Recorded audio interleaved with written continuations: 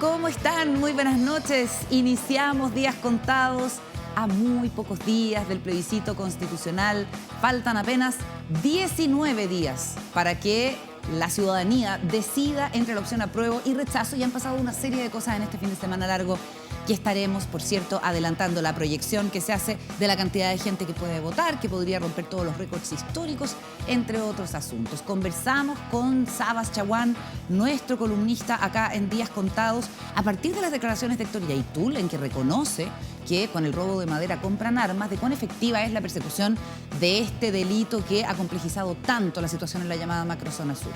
Y además queremos hablar de metaverso, de criptomoneda, queremos hablar también de blockchain en este escenario de crisis mundial que estamos viviendo, y para eso invitamos a Gustavo Montero, que es un experto en estos temas, que es el fundador de Carter Capital, que tiene base en Dubái, que nos va a ilustrar sobre estos asuntos. Pero antes, hablemos de lo siguiente. Este 26 de agosto se va a conocer la condena para Martín Pradenas, declarado culpable de 5 violaciones y 2 abusos sexuales. La Fiscalía pide 41 años y su víctima más emblemática, la joven Antonia Rayén Barra Parra, de 20 años, y nos gusta mencionar su nombre entero, abre de manera póstuma un debate legislativo clave para este tipo de casos. Su madre valora que el veredicto haya tenido perspectiva de género y que se haya tomado en cuenta la voz y el testimonio de una persona que ya no está para defenderse. La senadora Claudia Pascual presidirá la comisión mixta que va a analizar aumentar las penas en el caso de que un suicidio haya sido inducido por una violación, uno de los aspectos de la llamada ley Antonia. Se le conoce este asunto como suicidio femicida y causa cierta controversia a nivel jurídico que seguramente veremos próximamente en ese debate. Chile ha suscrito 2 convenciones internacionales que buscan resguardar los derechos de las mujeres frente a la justicia. La CEDAW en 1989 y la de Belém do Pará en 1996. Ambas obligan a aplicar perspectiva de género, pero esto pasa raras veces en nuestro ordenamiento. A partir del Mayo Feminista del año 2018 se ha hecho más común en fallos emblemáticos como el caso de las víctimas de Nicolás López o el caso de las víctimas de Martín Pradenas. Pero para la Red Chilena contra la Violencia hacia las Mujeres se trata de la excepción y no de la regla. Veremos si esto se revierte y el cambio se hace real. A eso se obliga el Estado de Chile. Comienza Días Contados. Contamos todo, contamos con todos.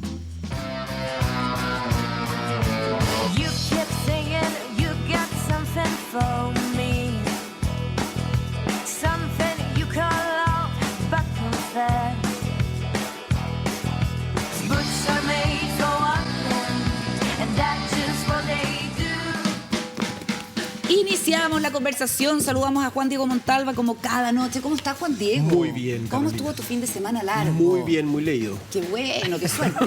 Paula Walker, ¿cómo estuvo tu fin de semana largo? Muy bien, muy cuidado. Ya. Tuve de cuidadora. ¿Tuviste de cuidadora. que ejercer cuidado sobre quién? Sí, sobre mi hijita. Sobre tu hija. Ay, tu hija te cuida a ti ahora. ¿Está bien ella? Está bien, pero se sacó las muelas del juicio. Ah, que tú. Sí, así que mientras tú leías yo cuidaba. Y cocinaba, yo lo cual. cociné ¿Cocinaste? Cociné como bestia. Ay, qué rico. Yo también cociné harto. Además, fin de semana con lluvia en gran parte del país. Yo estuve en una parte preciosa que es la costa del Ñuble, que yo no conocía así en detalle, donde fue ni más ni menos el epicentro del terremoto. Y bueno, en muchas zonas aledañas, digamos, afectadas. Precioso. Precioso. súper Uranipe, Copquecura, Peyúgue, Buchupureo. Muy hermoso Yo saludo. creí que había ido a Chicureo. Yo dije, Que fome el no, el fin de semana me voy a Chicureo. Dije, Chicureo. Bueno, y mientras nosotros leíamos, paseábamos, cuidábamos, pasaron una serie de cuestiones en el escenario político que empezamos a analizar a partir de ahora, en el segundo piso de Días Contados.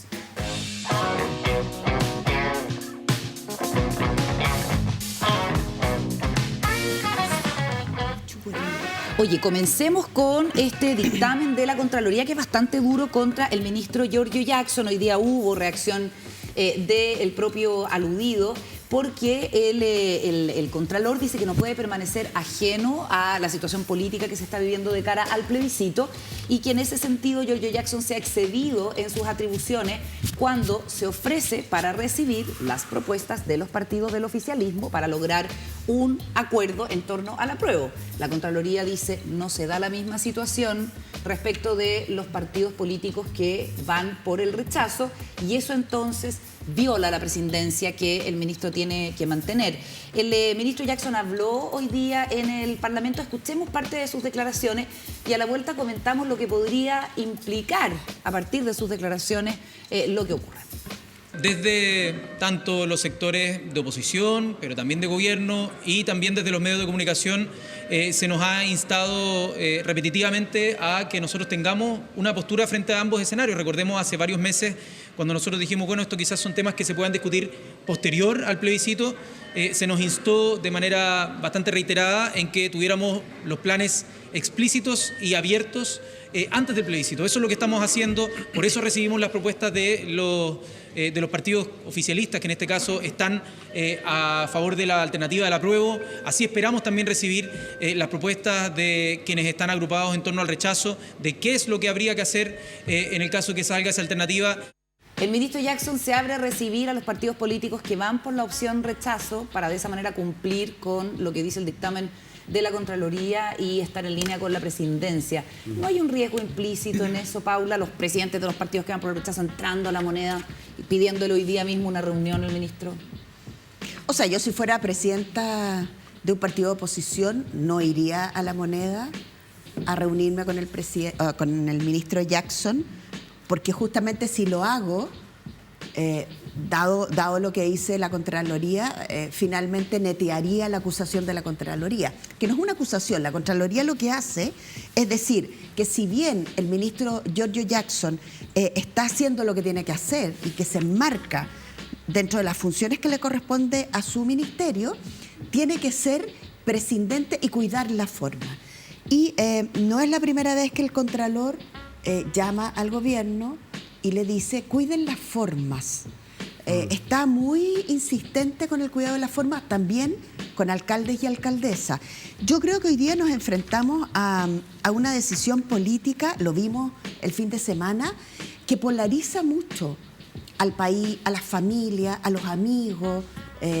Si uno dice yo soy del apruebo, saltan 5 que te dicen yo soy del rechazo, pero saltan 10 que te dicen yo soy del apruebo. ¿No? Entonces hay 5, 10.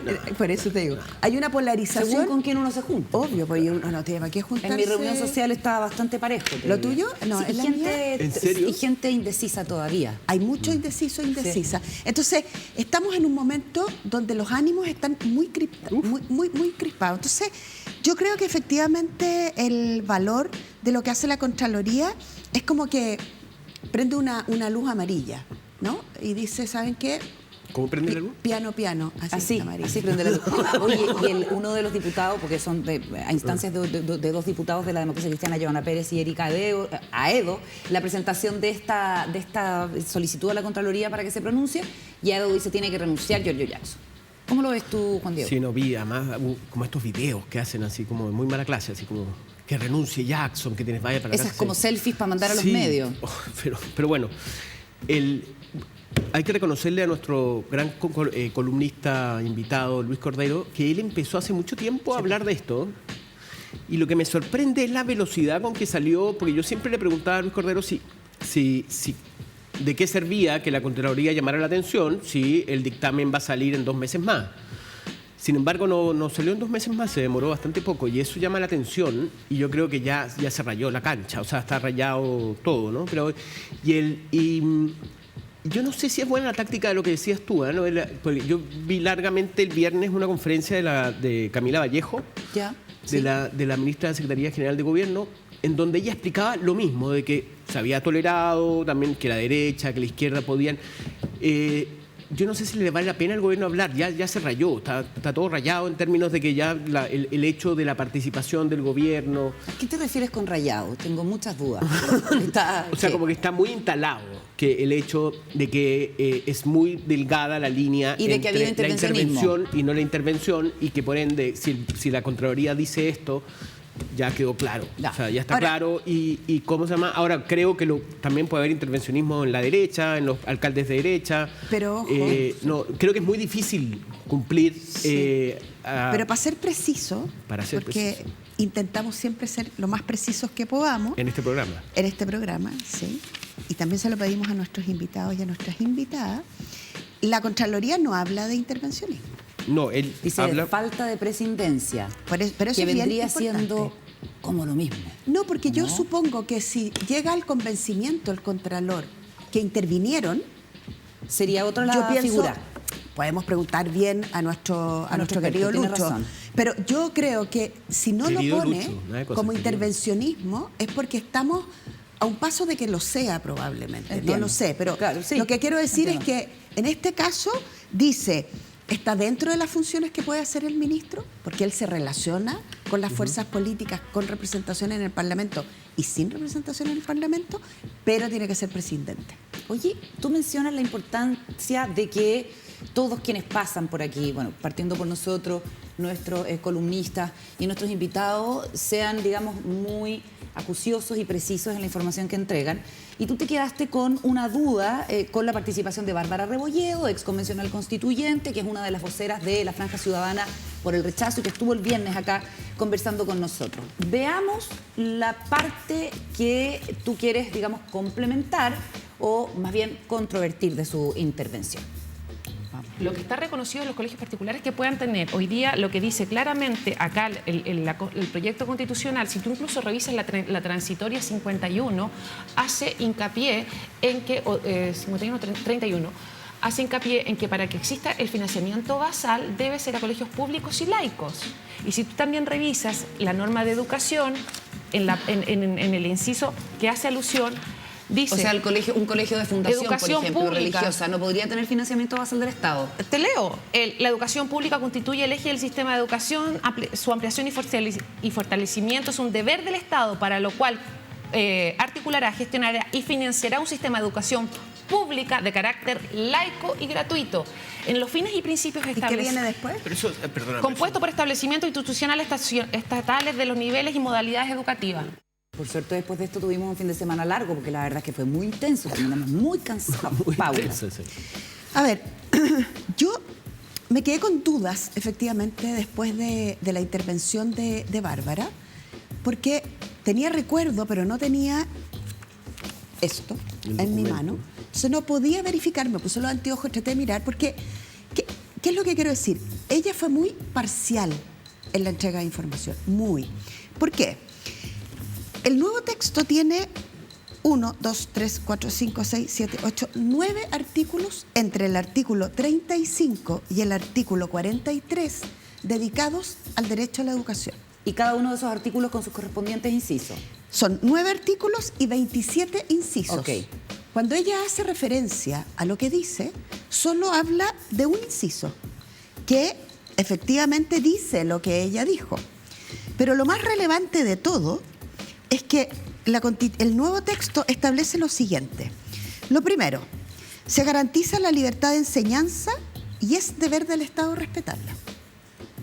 La libertad de las madres, los padres, los apoderados, las apoderadas y tutores de elegir el tipo de educación de las personas que tienen a su cargo. Lo que se conoce como el derecho preferente de los padres a educar. Exacto. Y es deber del Estado promover el derecho de la educación permanente a través de oportunidades formativas dentro y fuera del Sistema Nacional de Educación, fomentando diversos espacios de desarrollo, aprendizaje integral para todas las personas. En ningún lugar dice que los colegios particulares subvencionados que promueven una enseñanza religiosa no tendrán financiamiento. Le deja la ley las condiciones para tener el financiamiento. El financiamiento basal. Obvio. Y el financiamiento basal es para todos aquellos que cuenten con las condiciones que establece la Constitución.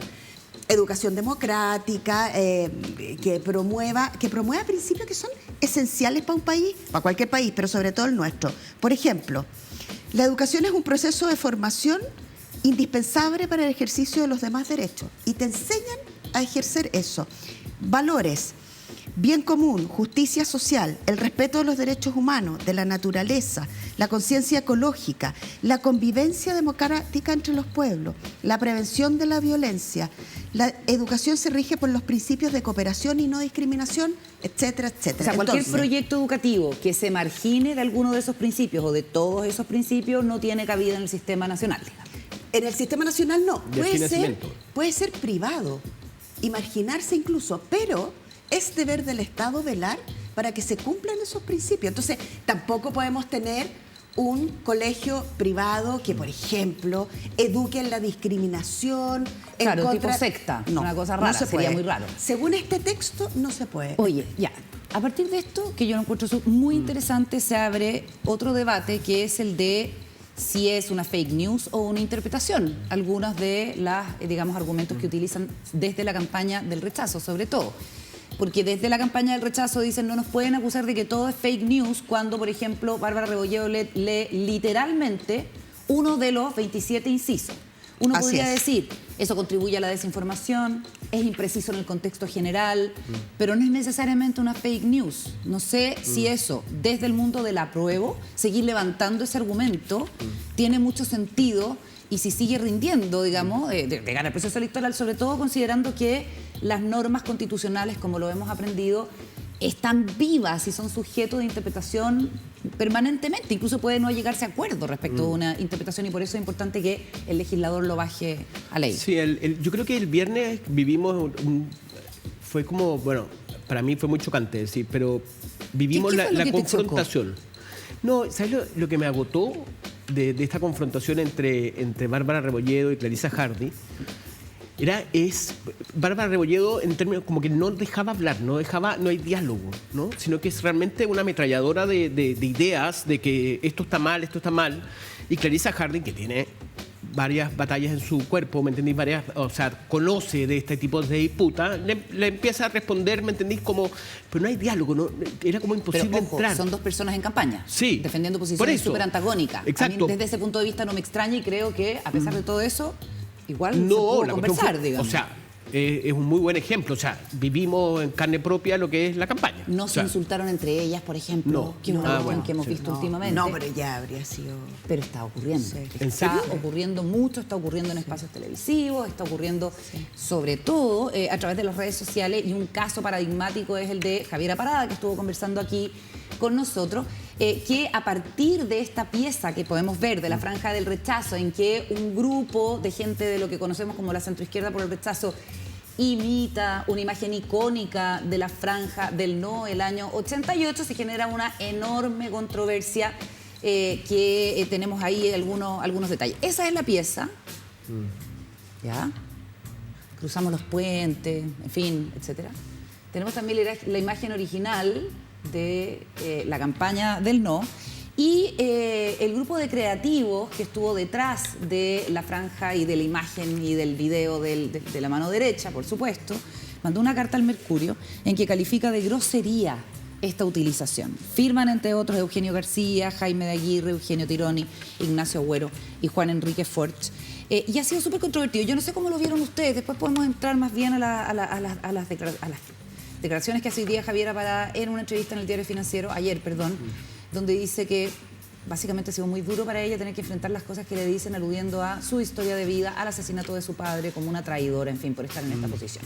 Esa es la carta. ¿Cómo lo han visto ustedes? Sí, a mí me pareció una exageración la carta del Mercurio de los creadores del no. O sea, ahí, no sé, a ver, yo creo que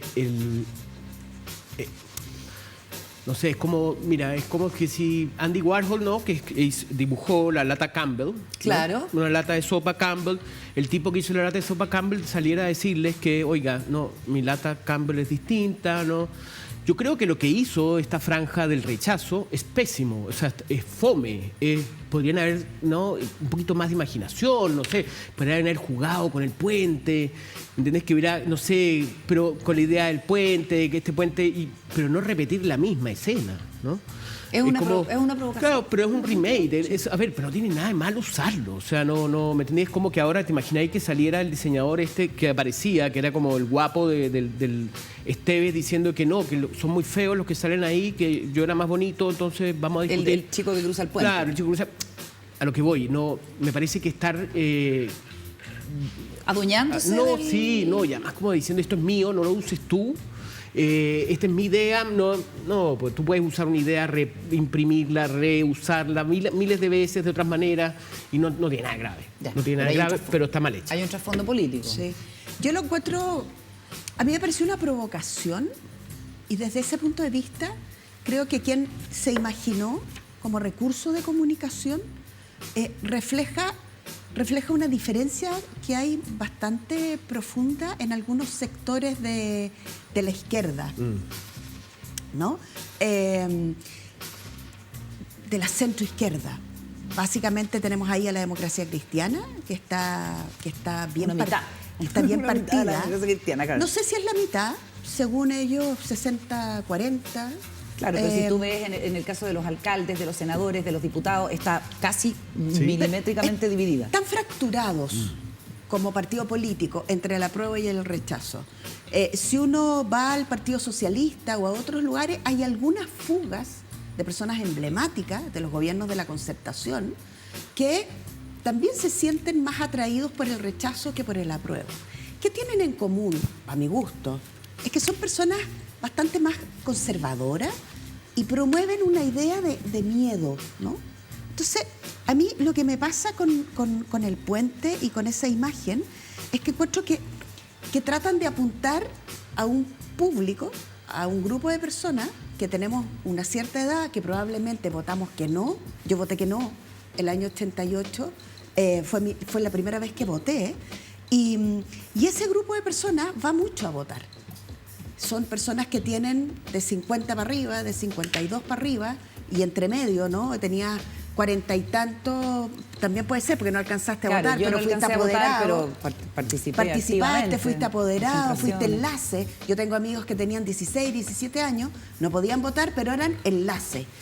Se movilizó una cantidad de gente infinita. Había que decirle que no al dictador.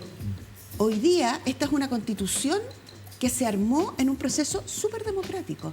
Entonces, homologar el no al proceso democrático y decir que este texto constitucional va a poner en jaque la democracia, te pasaste. Tampoco dicen que va a poner, tres pueblos. No, tampoco dice que va a poner en jaque la democracia. Pero el coordinador del rechazo en una entrevista al Mercurio dijo que sí, que podía instalarse una dictadura comunista. Ese fue el titular que le puso el Que Mercurio. un poquito más corrido que el jaque. Sí, que no, le está pues digo, haciendo un favor Sí, claro. ¿no? De decir el jaque. Digo, pero el spot no dice que va a poner en jaque la democracia. No. Digo, a lo que voy. No, el spot no. Po. En estricto rigor No es lo correcto dice. lo que dice. Pero Juan Diego. no, a lo que voy, a mí, yo insisto, lo terrible es la falta de creatividad de la gente del rechazo. Me pareció que era tan Pero era rasca, un tan guiño, yo creo que básico. le están haciendo guiño. Sí, además está tan mal hecho. Es como, ¿me entendí? Es que podrías haber jugado, imagínate el puente solo, sin gente, acordarte del no, hacer una relación, Claro, ¿me entendí? más Que sutil. podría haber sido más fino, pero no es lo mismo puente, O los no tipos usar el caminando. puente. Oye, ¿me entendés? los cambiaron de local de votación, por ejemplo. Recordemos que desde Sí, el 13 de agosto está arriba la información, facilísimo, un lujo el CERVEL, cervel.cl, uno entra rápidamente, ve, porque como es un plebiscito obligatorio y además entró a regir esta ley que obliga a acercar a los locales de votación, hay muchas novedades para todo el mundo. Ahora las mesas se definen ya no por edad o por tu RUT, que era la medida en que te ibas inscribiendo en el registro electoral, sino por alfabeto. Bueno, yo me cambié de comuna, así que me cambié de todo. ¿Quedaste cerca? Todo nuevo, muy cerca, a 10 Menos de- minutos mira. caminando. Sí. Sí. ¿Tú? Caminando. Sí. Yo a Sí, menos de súper. 10 cuadras. A menos de 10 cuadras, o sea, también son como Sí. 10 Yo 30 minutos cuadras. caminando. A 30 cuadras.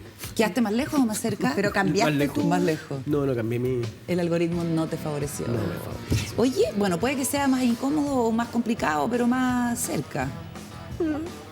Ya.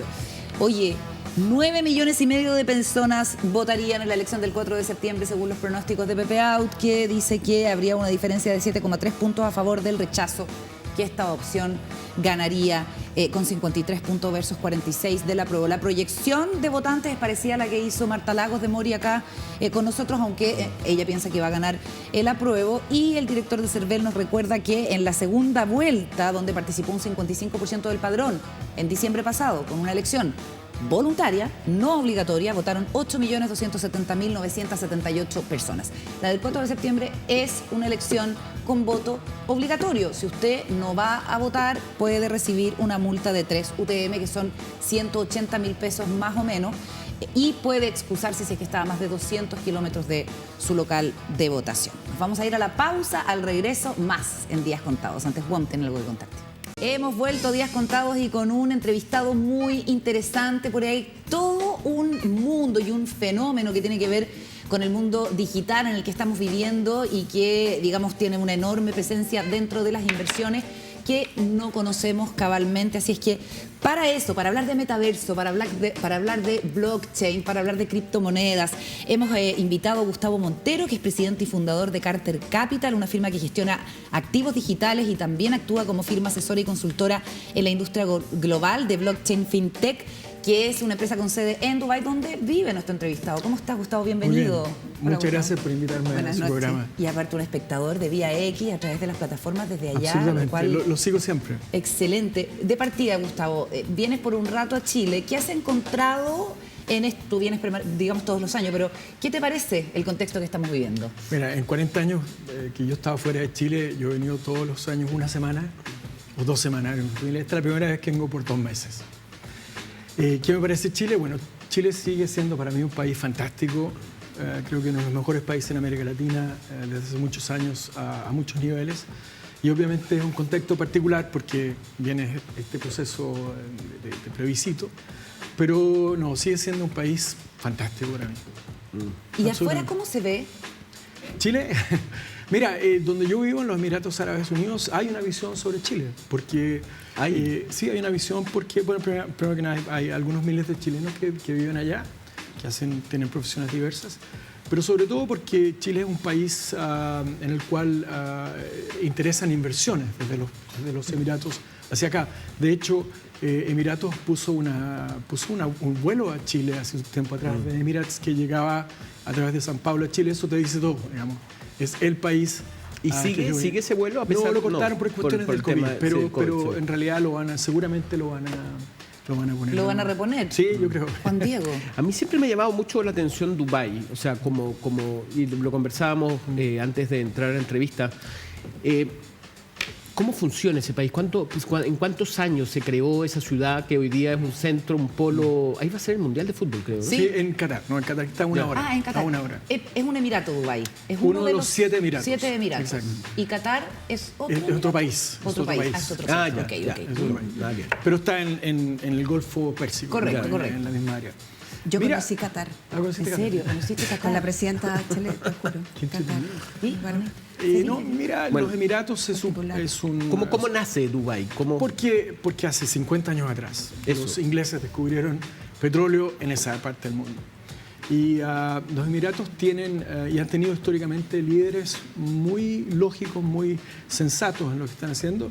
E hicieron un deal con los ingleses hace muchos años atrás, en el cual ellos tenían una propiedad sobre el petróleo importante. ¿Y qué es lo que han hecho ellos? Han invertido en su propio país. Si ustedes van hoy día a los Emiratos, la infraestructura de Emiratos es similar a la de Estados Unidos, en términos de carretera. Bueno, pero ese país era un desierto. Era un desierto, no había nada. había Ellos nada. eran pescadores de perlas. Ahí están las imágenes. Pescadores de perlas. Claro, esa era la profesión principal y por eso se conocían los Emiratos en el mundo, porque tenían unas perlas fantásticas. Bueno, eso ya no existe. Yo creo. Pero es un Ahora, país el sector financiero, ¿cómo es el sector financiero en Dubái? ¿Es muy importante? ¿Es relevante en el mundo? Es muy importante. De hecho, los líderes en este país decidieron hace muchos años atrás, que querían que Dubái fuera una plaza financiera en el mundo importante, como Nueva York, o Londres, etcétera.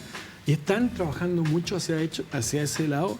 Y han habido muchas inversiones y muchas empresas que se han ido desde Europa a los Emiratos y desde otras partes. Es decir, es un sector que crece mucho, muy importante. Gustavo, cuéntanos un poco qué es una criptomoneda.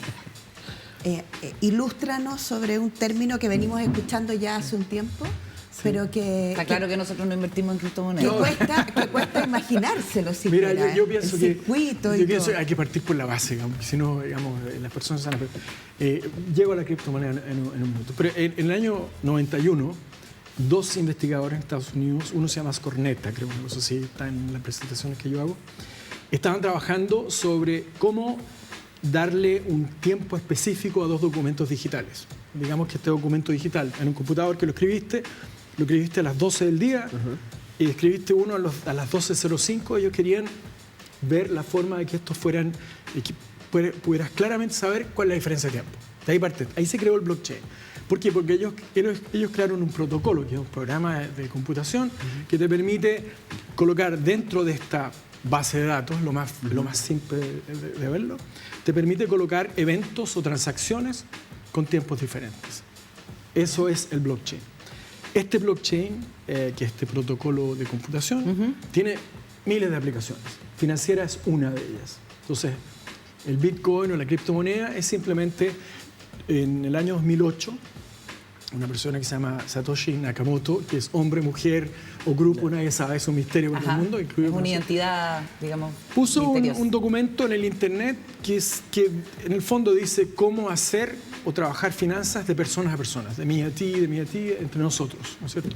Sin intermediación, en el Exacto, fondo. sin intermediarios. Entonces él creó el Bitcoin, que fue la primera moneda que se creó en el mundo a través de esta tecnología blockchain. Un Bitcoin es una moneda digital. ¿Y el objetivo cuál era? ¿Estaba en el objetivo democratizar el acceso a la finanza? Total. Recomiendo a todo el mundo de leer este paper que está en el internet, porque el objetivo era efectivamente de descentralizar las finanzas y darle las finanzas al pueblo. O sea, Sacarlas eliminar de los los bancos. Sacarlas de Eliminar los bancos y de los gobiernos. De los bancos centrales. De los bancos centrales, exacto, no de los gobiernos, perdón. ¿Se ha logrado? Mira, en gran parte la industria del blockchain vale hoy día un poco más de $1 trillón. Wow. O sea, esa es la forma de decir que se ha logrado. Y sí, se ha logrado en gran parte. Hay grandes monedas que ustedes conocen, las más conocidas como Bitcoin o Ethereum, que tienen un valor, el valor de la moneda, el valor total hoy día es más grande que las economías de algunos países del mundo. Entonces sí, se ha logrado. Y hay muchas personas que trabajan en monedas descentralizadas, que es lo que es esto, totalmente fuera de los bancos centrales o de los bancos privados, etc. Sí, se ha logrado, absolutamente. ¿Cuáles son los peligros? Porque también se habla mucho de la posibilidad de fraude y de gente que ha perdido una gran cantidad de dinero a raíz de... Efectivamente. ¿Cómo se produce ese fraude? Yo doy conferencias todos los meses en diferentes partes del mundo y digo siempre las cosas hay que decirlas como son. El peligro del fraude existe sin ninguna duda. Han habido fraudes en este sistema, pero es exactamente lo mismo que sucede con el Internet, ¿cierto? Estamos en el mismo tipo de productos tecnológicos. Existe, sin embargo, lo que yo digo siempre es que el principal vehículo del fraude es el dinero físico. ¿Vale? Sí, pero lógico, pues, si digamos, esta cosa de los fraudes no es nueva, esto viene desde que se creó el dinero. Cuando tú tienes dinero, tú puedes hacer fraude simplemente porque el dinero no tiene olor ni nada, es un pedazo de papel que le das a otra persona. Lo mismo ha sucedido ahora y lo que se está haciendo las firmas serias como la nuestra, como Carter Capital, estamos tratando obviamente de ayudar a limpiar el mercado. Estas crisis sucesivas que ustedes han visto de valores, ¿no es cierto?, cuando hay volatilidad, sirven mucho para eliminar todo este problema. No se olviden que hay 19.000 monedas en el mundo. 19.000 monedas. Criptomonedas. Había una, el Bitcoin, en 2008. Hay 19.000 hoy día. De esas van a desaparecer muchas porque no tienen sentido a existir y otras van a quedar. Yo te diría de una cierta forma, como hoy día uno ve con qué monedas trabajamos nosotros en el mundo, ¿no es cierto? Peso chileno, dólar, libra esterlina, euro, etcétera. Pero hay más de 150 países en el mundo, por lo tanto, ¿Cuáles son las criptomonedas más rentables? No sé si rentables, más típicas. Sí, las más típicas. Obviamente, más conocidas. Bitcoin y Ethereum, que tienen la más grande parte del mercado. Ethereum, porque es una moneda descentralizada. ¿Y nacen dónde, perdona, Bitcoin? Son creadas por empresas privadas, por el sector privado. Ethereum es porque un gran nombre de aplicaciones o de empresas que se han creado en función de las criptomonedas o a través de las criptomonedas se crean en Ethereum, que es una moneda más, un blockchain, una moneda más que te sirve para crear todo tipo de aplicaciones y empresas. Por lo demás, hablamos de la finanza, ¿no es cierto? Pero hay aplicaciones en la salud, en inmobiliaria, real estate, en fin, en todo tipo de industrias transaccionales. ¿Y las instituciones financieras tradicionales, los bancos, qué sé yo, las resisten? ¿De qué manera ejercen su poder, digamos? Bueno, lo ejercen de una cierta forma haciendo un banning, o sea, las paran en algunos lugares, etcétera. Pero la verdad es que el mundo entero no está de acuerdo con esto. Entonces, mientras en un lugar, por ejemplo, como China, ustedes habrán escuchado de esto, se han producido una serie de problemas con las criptomonedas y han dicho no, etc. ¿Existen criptomonedas en China?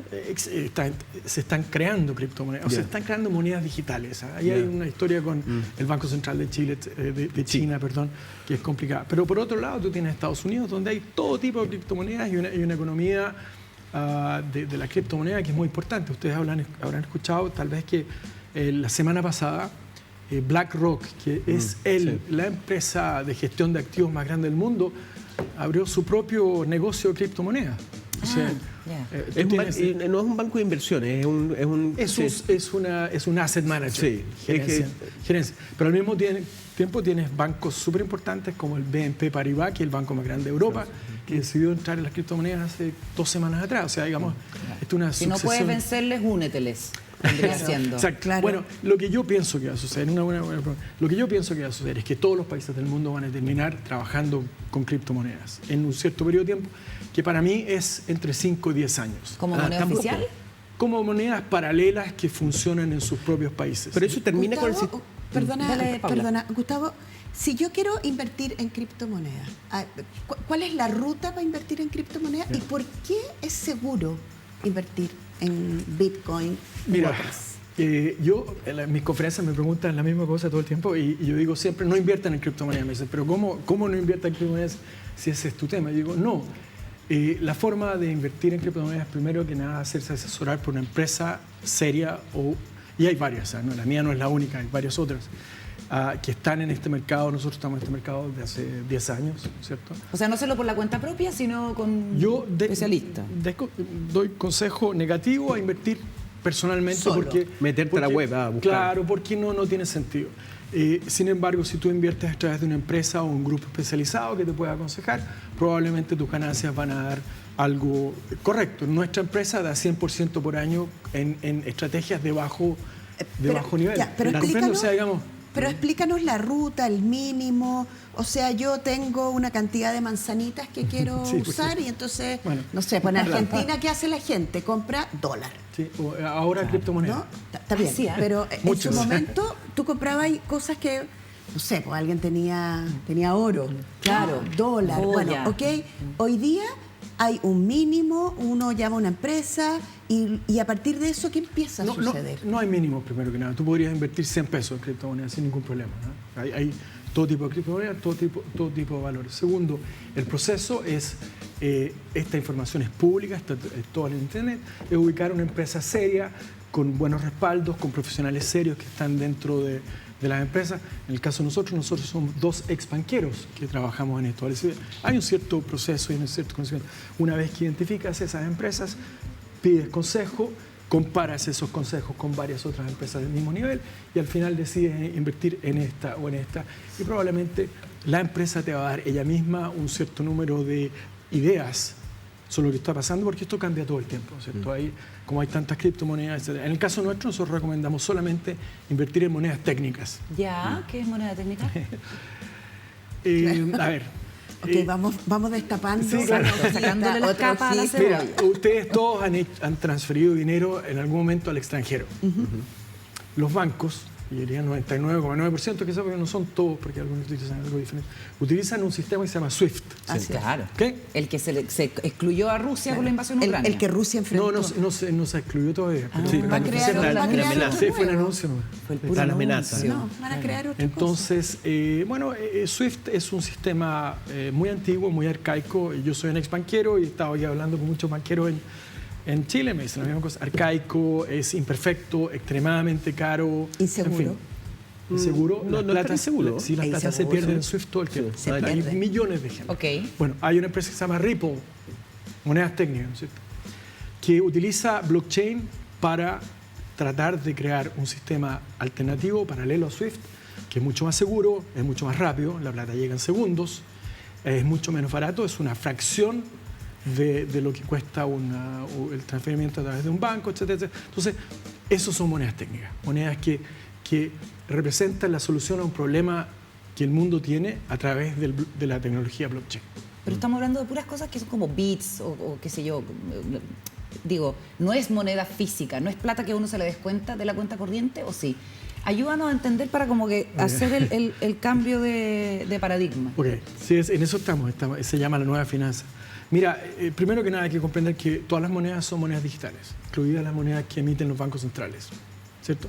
Cuando un gran país dice, no voy a dar el nombre, dice, yo tengo un programa para los próximos 4 años que vale $3 trillones, ellos no imprimen 3 trillones de dólares.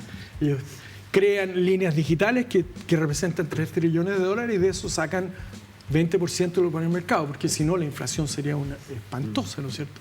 Entonces, todas las monedas son digitales.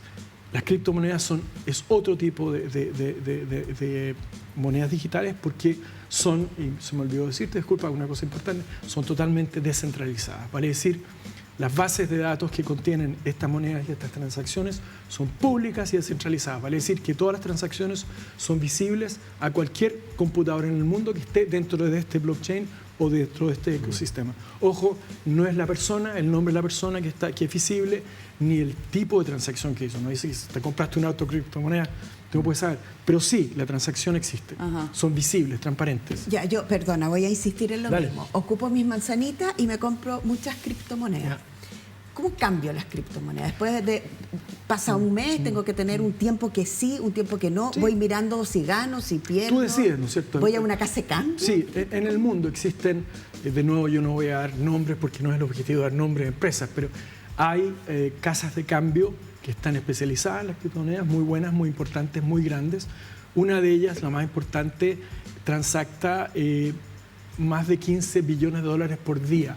¿Y cuál es esa? No, pero para saber. Binance. ¿Cómo se llama? Binance. Ya. Y te transforma la Bitcoin en plata contante y sonante. Absolutamente. Ya. Lo que tú quieras, en cualquier cuenta del mundo donde tú quieras tenerla. No nos quedemos fuera de este concepto que también está dentro de, digamos, la práctica ya, que es el metaverso. Que uno dice, ¿qué tiene que ver el metaverso con las Bitcoin, con la criptomoneda, con blockchain, con las inversiones digitales, etcétera?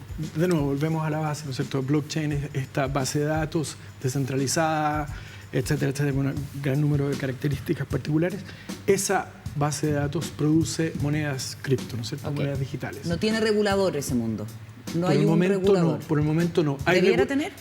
Debiera tener, por supuesto. Ya. Hay reguladores. Suiza reguló todo esto. En Suiza hay bancos que tienen criptomonedas, ¿no es cierto? Entonces, lo único que quiero decir es que estas criptomonedas finalmente están viviendo en un mundo paralelo con el mundo de las finanzas tradicionales. Okay. Y yo creo que eso es lo que hay que comprender. Este es un mundo que existe y que se está desarrollando, y en el futuro las monedas criptomonedas van a ser aquellas que van a dominar el mundo y los países seguramente van a emitir sus propias criptomonedas. Y esto que estamos viendo, que son imágenes como una película infantil, el metaverso. Sí. Bueno, volvamos al metaverso. Okay. ¿Por qué el metaverso y blockchain? Simplemente porque en el metaverso, que es simplemente una vida dentro de un computador, digamos, mirámoslo así, hay muchas transacciones. Esas transacciones se hacen a través de criptomonedas. Por ejemplo, si un joven está dentro del metaverso y jugando un juego de fútbol, ¿cierto? Y quiere comprar la polera de Neymar, ¿ok? O de Mbappé, o no sé. ¿Cómo que se nunca llama? ve. Mbappé. No, sí la ve. O sea, la ve en el computador. Pero la ve en la realidad virtual. ¿Le llega a su casa y se la pone? No esa, pero hay otras que llegan. Pero si quiere comprar la polera real. También podría comprar, si está en venta, por lo demás, pero ¿cierto? Está en venta. Pero la polera de Neymar que está dentro del metaverso, el joven la puede comprar con criptomonedas. Y ahí viene la conexión entre las criptomonedas y el metaverso. No es absolutamente necesario utilizar blockchain para trabajar en el metaverso. El metaverso es uno de los universos, ¿no es cierto?, tecnológicos actuales que van a permitir, en el fondo, que todas las tiendas, ¿no es cierto?, grandes. Ustedes saben que esto es público, ¿no es cierto? McDonald's compró una patente de metaverso hace un mes atrás. Sí. ¿Y a quién se le compran las patentes de metaverso? En ¿A los desarrolladores tecnológicos? Sí, pero también tú puedes ir a una plataforma, puedes ir también a un lugar, a tu país y decir, yo declaro que compro una plataforma porque le declaro al mundo, lo que estoy haciendo es protegiéndola. Eso es lo que estoy haciendo. O sea, que solamente la puedes utilizar tú. Exacto. Quiero volver a las criptomonedas. Sí. ¿Qué respalda un banco? O sea, ¿cuál es el respaldo de la criptomoneda? El respaldo de la criptomoneda es idealmente una empresa seria, que está haciendo esto correctamente. Pero es la buena fe, digamos, como, Sí, como el sobre sistema todo, económico. sí, Y como el y sobre Uber. todo, eso es un valor intrínseco, ¿no es cierto? Y sobre todo el valor que le den los utilizadores. Es decir, los utilizadores son aquellos que dicen esta moneda Vale. nos conviene más, una moneda seria, etcétera, etcétera. Pero no olvidemos que la moneda, digamos, fiat, se llama la moneda emitida por los bancos centrales, no está respaldada por nada. De hecho, me llegó anoche un comentario que ayer había los primeros 51 años de este mundo sin el respaldo de oro en los bancos centrales. ¿Ustedes se acuerdan de esto? Claro, que había que tenerlo. Después de la Segunda Guerra Mundial. Había que tener tantos gramos de oro, el gobierno norteamericano, tantos gramos de oro por $1. Eso se paró durante el gobierno de Nixon. ¿Y qué sucedió después? Hubo una emisión de monedas extraordinarias, lo que ha creado las crisis sucesivas, entre otras cosas, ¿no? Las crisis sucesivas que hemos tenido ahora. De hecho, no es una coincidencia que fue en el 2008 cuando se creó Bitcoin. ¿Por qué? La crisis subprime. La crisis de los subprime. Subprime. O sea, hubo gente que dijo, mira, no le damos más nuestros elementos financieros a los bancos privados o incluso a los gobiernos. Los corralitos. Queremos tener eso nosotros. Juan Diego. Hay casos en los países con economías inestables. Sean, por ejemplo, Nayib Bukele, que es el presidente de El Salvador, decidió como tomar al Bitcoin como una moneda, la moneda de El Salvador. ¿Cómo han sido esas experiencias? Lo que él hizo fue declarar lo que se llama legal tender, o sea, moneda legal, ya. esta moneda, y hay otras, ¿no es cierto? ¿Y es la Bitcoin la del Sí, Salvador? la Bitcoin, pero la Bitcoin es transable por todas las otras monedas. Entonces, Claro, pero tienen una moneda nacional, pero a su vez pueden Tienen- transar exacto. la otra. Ahora, ¿Cómo han sido esos casos en donde en el caso de El Salvador, excelente. Este es un país que está ¿Sí? creciendo muy bien. Hay muchas críticas. Porque al con principio respecto- se pegó un guatazo importante. Lo que pasa es que todo nuevo sistema económico tiene un momento, ¿no es cierto?, de transacción en el cual la cosa, cuando tú cambias un sistema económico, yo he estado muchos años en finanzas y te digo, cuando tú cambias un sistema económico de un país, tú tienes entre 3 y 5 años de eso. Ajuste, de guatazo. No, de eso. de oscilar. Natural. ¿De caída o de De oscilar? caída.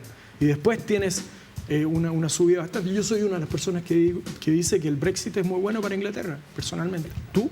Yo pienso que es muy bueno. Yo Quedan pienso pocos, quedan pocos lo que piensan eso. Sí, quedan pocos, pero ¿Por yo qué? pienso por qué. Porque Inglaterra, estoy muy cerca de Inglaterra por razones profesionales, mi socio inglés. Ya. Es porque Inglaterra tiene una gran cantidad de personas con muchos conocimientos, universidades excelentes, ha tenido producción industrial toda su vida, y pienso que los ingleses van a ser capaces de hacer arreglos con diferentes países del mundo para tener tratados bilaterales, y eso en el tiempo. O sea, tú eres partidario de la revisión de los sistemas económicos que funcionan en los países. Sí, a o de Chile la tú, unidad. ¿en qué?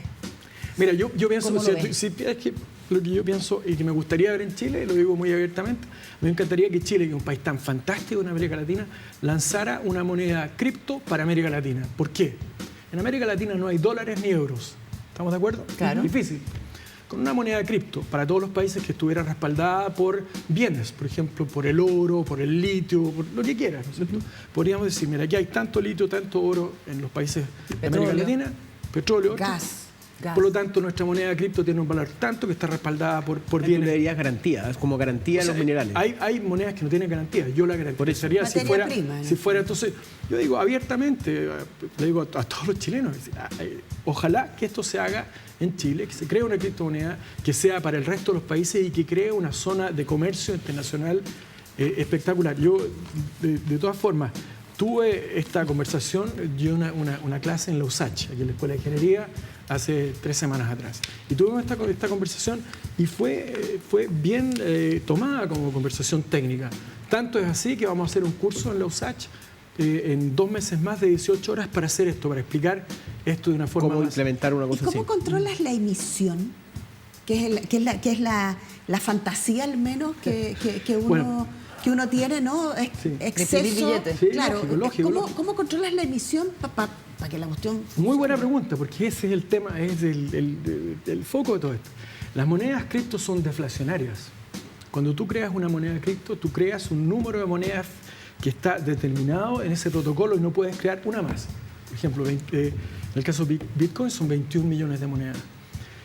Vale decir que en ningún caso te vas a estar en una situación en la cual alguien decida voy a crear más monedas. No se puede. ¿Por qué? Porque está protocolado desde el principio. Perfecto. Está programado de esa Programado forma. desde el principio, tú no puedes. Si hiciera eso, quiebras todo el sistema. Nadie tiene interés en quebrar el sistema. Entonces, así se ¿Y controla. si llega alguien que tiene interés en quebrar el sistema? Muy buena pregunta. Mira, nosotros decimos en el área del blockchain que la tecnología blockchain es inmutable, vale decir que no puede ser cambiada. La verdad es que la realidad es que puede ser cambiado, porque yo soy ingeniero de profesión. Yo te digo, cualquier cosa que se fabrique, uno la puede deshacer, etc. El asunto es un problema de capacidad, tiempo y valor. Bitcoin, como es un sistema descentralizado, las transacciones están en cientos de millones de computadores en el mundo. La misma transacción que hiciéramos ahora pasa a todo el mundo. Para poder quebrar eso, habría que hackear cientos de millones de computadores en el mundo al mismo tiempo. Es resiliente, entonces. Entonces, el costo son billones de dólares en hacer eso y es prácticamente imposible hacerlo todo al mismo momento. Entonces, esa es la formación. La última, pero así como respuesta corta. ¿Tiene una gobernanza, tiene un directorio? ¿Hay alguien que gobierna esto? Digamos, las monedas tienen sus propios sistemas de control, son controlados por las personas por que están el que crea, la moneda. El que crea, pero también las personas que participan en esto. Cada uno es un controlador de este sistema, por supuesto. Interesantísimo, Gustavo, muchísimas gracias por la conversación. Creo que hemos quedado bastante instruidos. Estamos empezando. Sí, yo te iba a decir lo mismo. Vamos a tomar el curso en los El curso introductorio. Carolina es muy inteligente, entonces usted que ella va a salir a negociar con Bitcoin. Vamos a sacar la billetera de tirarse una Bitcoin. Absolutamente, tomen el curso de los USACH, que es un curso corto, 18 horas. Abierto. Sí, y hablan con los USACH, ellos tienen, claro, para todo el mundo. Y ahí, Empuja que vamos sea a conocer. abierto y nosotros somos alumnos del curso. Con placer. Muchas gracias a todos ustedes. Muchísimas gracias, que te vaya súper bien. Gracias. Pausa y al regreso conversamos con Sabas Chaguán en Días Contados. De regreso acá en Días Contados saludamos a Sabas Chaguán, ex fiscal nacional, abogado penalista y que es columnista del programa. ¿Cómo estás, Sabas? Muy bien, Carola, muy bien. Oye, el fin Buenas de noches. semana estuvieron trascendiendo unas declaraciones de Héctor Yaitul, el líder histórico de la CAM, sobre la justeza del robo de madera que les permite comprar armas para recuperar territorio ancestral en poder de las forestales. Lo ven como una recuperación de estos, digamos que de estos elementos que son propiedad de sus propios territorios. Escuchemos cuando Héctor Yaitul se refirió a este asunto. Nosotros efectivamente recuperamos madera, pero esa madera no es parte de las mafias del robo de madera, es otro tema. La madera que nosotros recuperamos es para tener recursos, para generar los insumos para reconstruir el mundo mapuche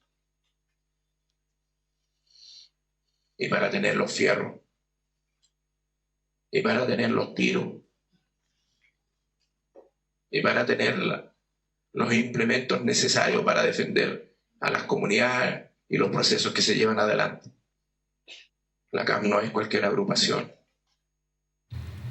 Bueno, esto pasó en junio en el lanzamiento de un libro que Héctor Yaitul presentó o comentó en la comuna de Peñalolén, acá en Santiago. Por eso la ministra del Interior, Isquia Siches, cuando es consultada sobre esta cuestión que aparece como nueva, dice que se hicieron las acciones, que espera que el Ministerio Público pueda investigar y hacer lo que corresponde para esto, pero creo que esta no es una información nueva para nadie y creo que todos estábamos conscientes que el robo de madera era una de las fuentes de financiamiento de las bandas organizadas que operan en la zona. Y también se ha sabido que en el último tiempo el Servicio de Impuestos Internos ha perseguido un número muy menor de casos de robo de madera y es uno de los, digamos, organismos del Estado que puede perseguir este tipo de delito con más fuerza. ¿En qué escenario estamos, Sabas Chaguán, en este asunto que es como que permanentemente está volviendo con nuevos episodios a la agenda, pero donde es evidente cuando habla de los fierros y de los tiros que hay una declaración de reconocimiento desde el punto de vista de la justicia, ¿cierto?,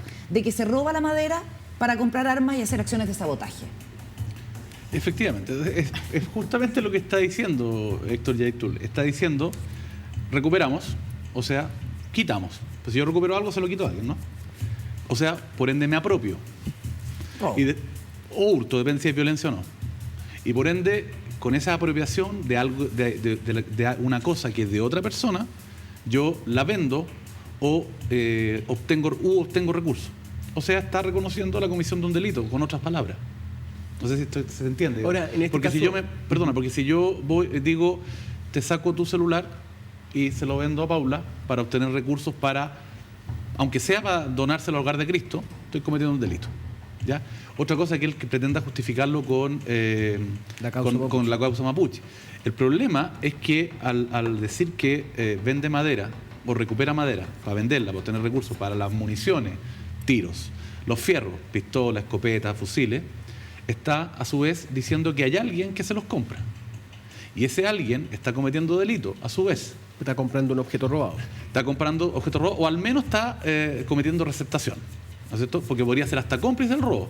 Porque yo le digo, oye, necesito 10 pulgadas cúbicas de madera y va y los roba y me los trae, podría ser coautor. O sea, hay que investigarlo. Ahora, me parece un poco no sé la palabra más elegante, un poco patudo de parte de señor Yaictul decir que recupera madera. Está robando madera. Porque ahí... Eufemismo. Eufemismo, claro. Porque está como justificando una apropiación. Otra cosa es que... Y después dice, esto no es parte de la mafia del robo de madera. Claro. Como diciendo que hay gente que efectivamente roba madera. Sí, creámosle por un momento que no es parte de la mafia del robo de madera. Pero es otro sector del robo de madera. Esa mafia del robo de madera... Es un circuito. Pues. Es un circuito. También le debe comprar esta madera, comillas, recuperada. Por supuesto. Entonces hay que investigarlo. Y en ese sentido, claro, la ministra del Interior puede decir que esto es nuevo, pero son hace 2 meses atrás. Que no es nuevo, dijo. Que no es nuevo, porque no es nuevo, pero esto es de hace 2 meses atrás. Pero la desfachatez, digamos, para decirlo públicamente... Impresionante. Es nueva. Sí. Porque siempre... ¿Y eso en sí constituye delito? De reconocerlo. O sea, claro, ¿es suficiente el hecho prueba que lo diga, claro. para tomarlo preso? No, tiene que haber otro antecedente. ¿Sabes qué harías tú si estuvieras en el gobierno frente a estas declaraciones? ¿Qué instrumentos de la legislación actual usarías? Presentaría una querella nominativamente contra Yaictul y todos los que resulten responsables. Adjuntaría el video, adjuntaría otros antecedentes diciéndole que en concepto del Ministerio del Interior hay una comisión de un delito. Eso tiene que presentarse ante un juzgado de garantía, que lo tiene que declarar admisible a tramitación, se lo envía al Ministerio Público e investiga. Y tomaría también las declaraciones del actual gobernador del Biobío, Díaz, que fue intendente de gobiernos anteriores, que ha insistido reiteradamente y que ha estado en el tema, al parecer, en años anteriores, y lo citaría a aclarar como testigo para que aporte los antecedentes. Y a su vez, organizaría un grupo especializado que coordine a la Fiscalía con el Servicio de Impuestos Internos y aduanas, dotándolo de recursos, una brigada... no exclusiva, pero funcionarios policiales exclusivamente durante un tiempo para investigar esto y cortar este robo que produce perjuicio fiscal, que va de impuestos, y porque además hay parte de esa madera que se exporta, no solamente se vende acá, y por ende hay fraude aduanero también. Oye, está muy interesante el reportaje de la unidad de investigación de Biobío, de la radio Biobío, porque ustedes se acuerdan que en mayo el gobernador regional del Biobío, Rodrigo Díaz, dijo, oye, el Servicio de Impuestos Internos ha dejado de investigar o ha hecho muy poco, y en su momento la institución salió y dijo, perdón, hemos presentado 17 querellas criminales por el delito de robo de madera, y entonces la unidad de investigación de Biobío empezó a investigar precisamente esto. Solo se han investigado 3 cadenas de distribución de madera robada, y no fue sometida los datos que aparecieron en estas investigaciones a proceso penal alguno por el Servicio de Impuestos Internos, que esto fue en la época del director anterior, Fernando Barraza, y el nombre que se repite por lo menos en 2 cadenas de negocios vinculadas al robo de madera es Volterra, que es una empresa de capitales japoneses que se fue ya de la provincia de Arauco. En ese sentido, ¿se le estaría dando la razón a la aprehensión del gobernador regional del Biobío, que dice hay un fraude al fisco, porque hay, digamos, evasión de impuestos, y por otro lado hay una cuestión, digamos, un delito penal con el robo y la reventa de madera.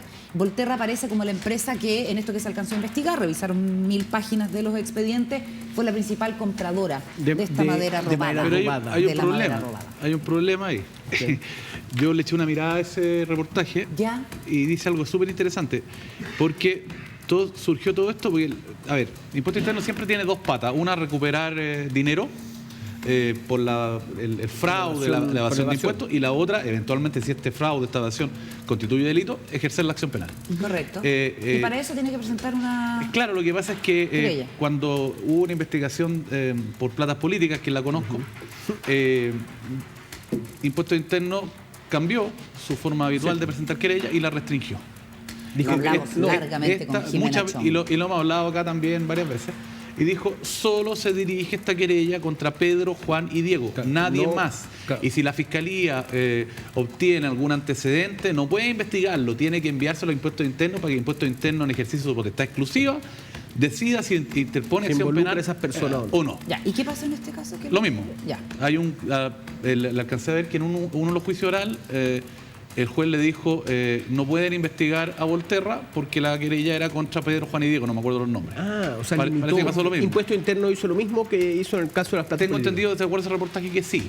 Entonces, si Impuesto Interno hubiera tenido una voluntad de que se investigara todo, hubiera dejado abierta contra todos quienes resultan responsables. Porque sí, la Fiscalía puede investigar. Pero esto es un pero nivel... no puede, perdona, pero o sea, no puede... ¿es una omisión negligente? No puede acusar. Pasó en las platas políticas. La Fiscalía investigó a contrapelo porque no tenía querella.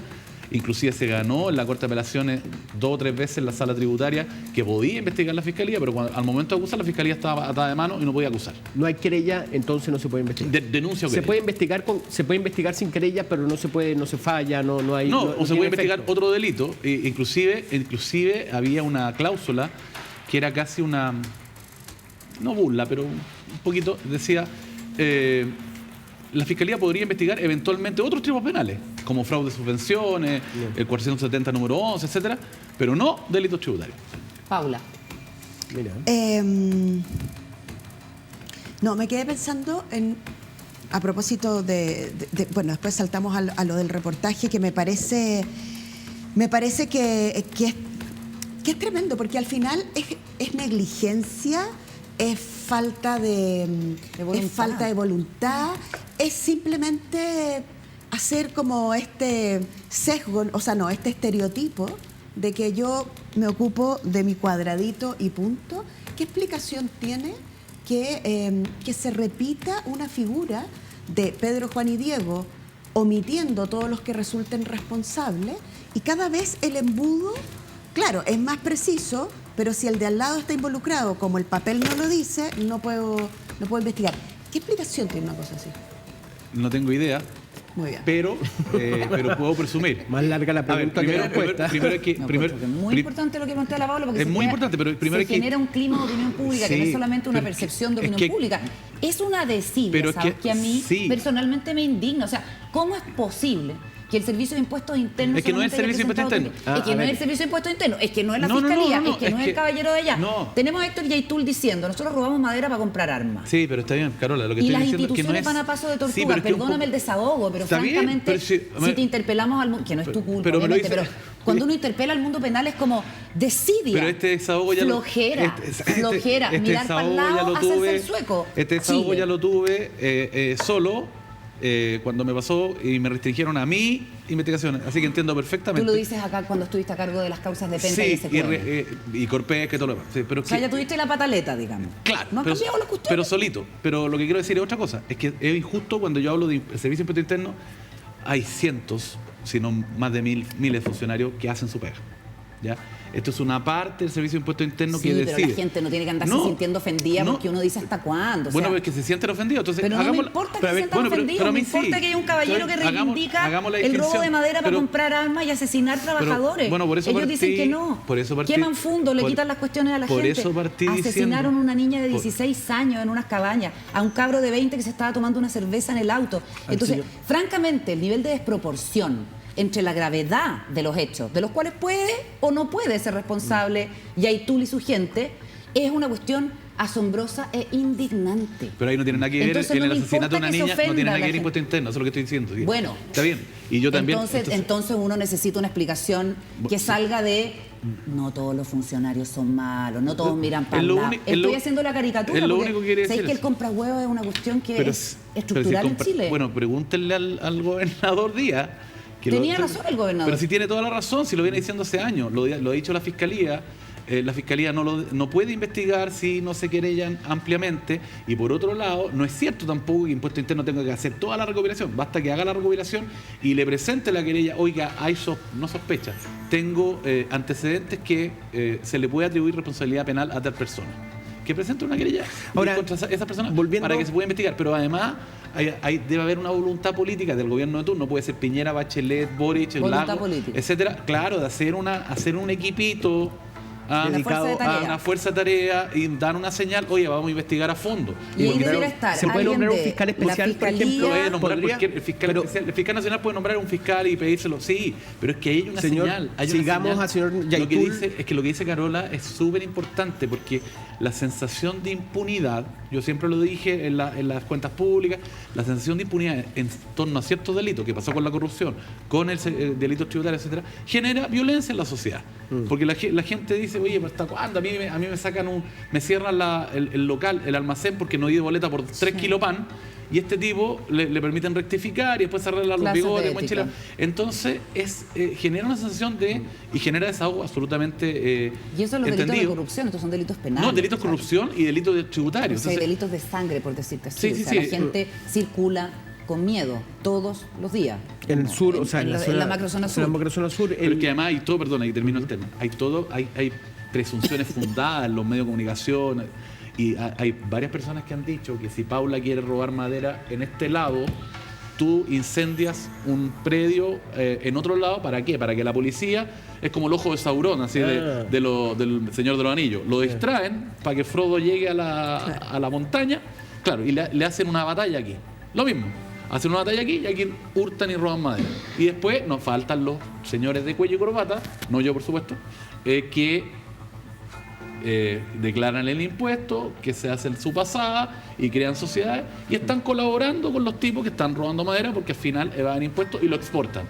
Por eso hay una fuerza de tarea: aduana, impuesto interno, fiscalía, un equipo policial y voluntad política, más allá de las declaraciones. Y no estoy criticando a este gobierno, estoy criticando a todos los gobiernos que puedan no hacer eso. O sea, lo que ya a mí no me impresiona es que en el último tiempo lo que ha quedado claro es que el robo de madera finalmente es un gran negocio en donde están involucrados los productores de madera. Hay aserraderos móviles. ¿Cómo va a ser un gran negocio? Hay aserraderos móviles, arriba de camiones que se van, aserran y se por eso digo, hay una colusión entre los sectores insurgentes o los grupos como la CAM, ¿me entendés? Los productores de madera, los camioneros, oportunistas que llegan es un negocio, sí, por supuesto, a río revuelto. Pero eso lo dijo la Fiscalía el año 2010. ¿Cuándo? ¿Por qué? El año 2010. ¿Qué caso? No veo el caso. Digo, ¿por qué es tan emblemático hubo el 2010? una fuerza de tarea chica de la Fiscalía del Biobío que condenó más de 10 casos de hurto y robo de madera. Y después, como que bajó en el Biobío, pero después hubo una explosión de violencia que concentró los recursos. ¿Pero la explosión de violencia tiene relación con esto del robo de madera? Pero puede ser. Puede ser como una manera de tapar. O sea, una cosa es las legítimas reivindicaciones de los mapuches, porque hay tratados internacionales, tratados que firmaron con los españoles, etcétera. A los mapuches le expoliaron tierra, eso está claro, para que quede claro. Pero hay algunos que han robado y hurtado madera. No digo que sean mapuches, pero hay algunos mapuches que están diciendo, como ya tú, que recupera madera. Argumento, tampoco podemos estar pensando todo el rato que un mapuche se va a ofender porque uno dice que hay grupos radicalizados mapuches que están en esto. Al contrario, pero por eso yo creo que uno hace un favor cuando hace la separación. Estoy de acuerdo contigo, estoy hablando sobre el principio en general, pero le voy a dar la palabra a la Paula. Pero no digan que es nuevo, si el hurto de madera, el robo de madera viene hace más de 15 años. Por eso sería bueno que pensáramos en qué debiera contener. Estamos en el 2022, 10 años, fácil. Mira, ¿qué debiera contener una fuerza de tarea efectiva para hacerle frente a este asunto? Paula. Fiscalía del Biobío, 2010. ¿Quién la encabezaba? ¿Quién estaba a cargo de esa fuerza de tarea? ¿Y qué lograron hacer? Momento. 2010 estaba para el terremoto. Julio Contardo. Julio Contardo. Claro, que es actual fiscal regional del Maule, pero él no llevaba las investigaciones, sino que se creó una fuerza de tarea con... Como del gobierno, ¿no? Con un grupo de fiscales. Entre Aiguén y por ahí, que tú me dices que lo dirá el fiscal jefe de Traiguén y también... Porque recuerden que está todo el contexto que le habían disparado donde estaba Yaitul, según la investigación de la fiscalía, arriba de un cerro coordinando por celular cuando le dispararon al fiscal Elgueta. Entonces, la verdad es que yo apoyo las reivindicaciones del pueblo mapuche, pero Yaitul creo que ha cometido delitos y está condenado, y por ende yo no lo injurio si digo que Yaitul es un delincuente convicto. Que también ha sido objeto de montajes. Estuvo preso por la Operación Huracán. No, pero es que la Operación Huracán es un escándalo. Sabas, pero ¿Y quién fue el primero que dijo que la declaración del general director de inteligencia en el gobierno Bachelet II estaba cometiendo una ilegalidad? El ex fiscal nacional de esa época, yo. Sabas, y lo dije clarito. Sabas, pero no es por hacerme el visionario. Pero era evidente. Es que no era tan evidente porque nadie más lo dijo. O sea, porque cuando llamó a los jueces a no hacerle caso a la fiscalía y que iban a reclamar por otro lado, porque la fiscalía estaba arrancando con los taros en el fondo y estaba todo el fraude Huracán. De hecho, me encontré con una bolsita, venía el ex subsecretario, cuando Piñera 2, el ex secretario Lewy venía atravesando Huérfano y yo venía al otro lado, me dice, uy, qué buenas sus declaraciones, fiscal. Sí, pero yo no soy fiscal y usted no es secretario del Interior. Le dije, pero se la había dado cuando estaba a Lewy de... Bueno, Lewy fue uno de los tantos que pasaba a llevar por toda esa situación. O sea, que varios. Bueno, que también lo pasaron a llevar cuando el ministro del Interior recibió los camioneros en La Moneda. Yo no soy político, Jorge pero... Burgo. Claro, Jorge Burgo. Sabat. Y se fue de vacaciones. Sabas. Claro, me acuerdo. Tú me vas a decir que es la única investigación de robo de madera seria que ha habido en la de 2010 cuando se nombra un equipo... No, puede que me equivoque, sea 2008, 2000... Ya pero esa es la única la Fiscalía ha investigado muchísimo. Ya, hay otras unidades especiales dedicadas a esto. No sé, ahora no sé, pero si tú no pillas al sujeto ejerciendo violencia o intimidación, lo pillas en el camión con madera sin guía de despacho, etcétera, puede ser un fraude tributario y puede ser receptación. Para pillarlo ejerciendo la violencia contra trabajadores forestales, etcétera, hay que hacer por ejemplo, ahora hay drones de superior calidad. Puede ubicarlos con drones, porque también, si tú tratas, por ejemplo, de entrar a Temucuicui, vas a acercarte y lo primero que vas a escuchar un cuerno. Tú, está avisándole al que está más adentro, otro cuerno, sabe todo el mundo que te estás acercando a Temucuicui. Correcto. Entonces, Temucuicui es una comunidad, es un ejemplo. No estoy diciendo que Temucuicui es un robo de madera. No todas tienen ese nivel de organización. No, pero lo digo por el fracaso rotundo del operativo con 300 policías de la PDI que no pudieron entrar. ¿Te acuerdas? Que mataron a un funcionario policial. Claro. ¿Por qué? Porque durmieron en Angol. Estaban todas las camionetas en la carretera. ¿Tú crees que en Angol es una ciudad, pero no iban a saber que en Ercilla, que está más de 100 funcionarios durmiendo el día anterior? No, ahí se entra a las 6 de la mañana, como lo ha hecho la PDI exitosamente en muchos casos. Y no es el actual director general, para que no se me sienta nadie. Si de ti dependiera, ¿qué debiera contener esa fuerza de tarea y qué alcance debiera tener? Yo no sé, o sea, sí sé, pero estoy hablando un tanto desactualizado, porque yo no soy fiscal hace casi 7 años. Entonces, lo que dije, impuesto interno, ¿ya? Aduanas para las exportaciones, un grupo de tareas de 2, 3 fiscales con dedicación preferente, porque tampoco la fiscalía tiene tantos recursos, voluntad política de apoyo, dotarlo de recursos. Recursos, por ejemplo, para investigar el caso Bomba se consiguió, en su momento se consiguió un presupuesto adicional, un par de analistas, porque recordemos que la fiscalía no tiene analistas, depende de las policías, y ahí hubo varios éxitos y con esos recursos, siendo justo con Alewi, que los consiguió él en su momento, se logró esclarecer la escuela militar, por ejemplo, todo eso derivó de esa fuerza. El caso Bombas 2. Como que además tienes que equipar a los funcionarios que tienen que ir a hacer, digamos, fiscalización a un terreno, un territorio que está altamente cargado de violencia. Con el caso Yaitul, perdona, con este caso Yaitul, ¿tú crees que amerita colocar una querella e investigar y destinar? No, eso acaba de decir, que si él fuera... Yo una denuncia, pero ¿por qué? ¿Que el gobierno qué? El gobierno dice, sí está, bueno, haga otra. Es que muestre una voluntad política. Es que ya presentó una querella por estas declaraciones del 10 de junio. Cuando se conocieron en su primera parte. Es por todas las declaraciones que se hacen en el contexto del lanzamiento de este libro. Por eso la ministra está en lo correcto cuando dice que ya lo conocía. Paula, lo último. Yo tiendo a pensar que, pero esto ya es una opinión personalísima, Yo tiendo a pensar que al gobierno le falta mano dura con respecto a este tema después de las declaraciones de Yaitul, y me inscribo completamente, por eso te pregunté lo que te pregunté, me inscribo completamente en lo que dice Sabas. Yo creo que es un momento súper preciso para que el gobierno pudiera demostrar voluntad política en un negocio que es ilegal, que probablemente Genera violencia. que genera violencia, que hay armas, que hay aduana, que hay droga, que hay barcos, que hay víctimas, en un territorio donde la ministra no pudo entrar. No, y sacaron una bandera.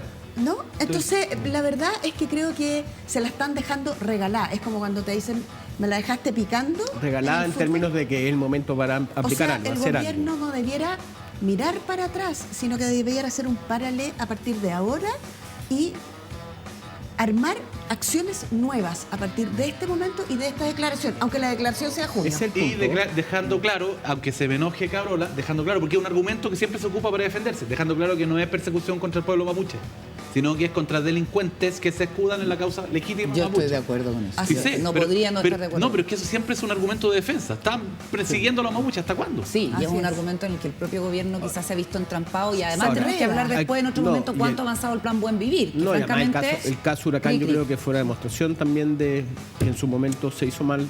Sí, por supuesto. Un Entonces, escándalo. no Como ha muy no ha bien sido dice muy bien hecho. Sabas Chaguán. Oye, nos vamos, se nos acabó el tiempo. ¿En serio? Con Podríamos haber apasionamiento seguido. Y me fui final. hasta de reto, ¿ah? Sí. No. Sí, Es parte de la pasión. ¿Viste? Cada uno Le corre responde. sangre. Gracias por acompañarnos. Hasta la próxima. Muchas gracias, Sabas, Paula, Juan Diego. Gracias. Hasta mañana. Chao, chao. Chao. Hasta mañana.